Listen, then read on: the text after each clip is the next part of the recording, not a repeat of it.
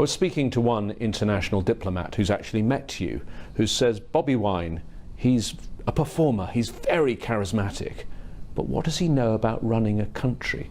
What are going to be your policies if you get rid of President Museveni?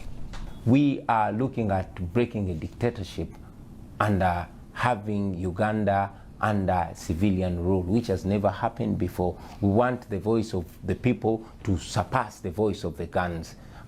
We want to return the rule of law and dignity to the Ugandans and utmost respect for human rights. We want to revive our education system. I mean, it is sad that the wife of the president, whose education is actually questionable, is the Minister of Education, and it is so sad, the recent happenings in Makerere University and what she said, but that explains the regime and the family and the couple that's ruling over us. We want to revive our healthcare system.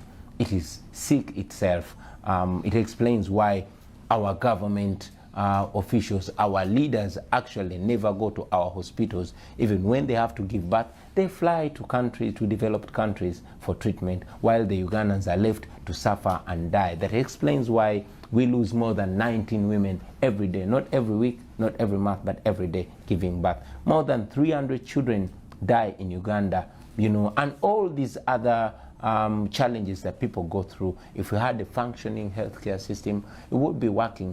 Uganda is enormously gifted with amazing fertile soils. However, the land has been conspicuously owned by one family or one clan or one grouping. We want to put an end to that. We want the natural resources of the country to be actually a property and a benefit of the people of Uganda. We are greatly endowed with natural resources, from minerals to oil. We want them to facilitate the people of Uganda and help develop us. And finally, we want to unite our country, because we live in a deeply divided country, divided along ethnicity, along class, along income, along political lining. We want to put an end to that, and that will need us to have a truth and reconciliation program that can bring our people together, so we can have a foundation that will take us together forward as a country.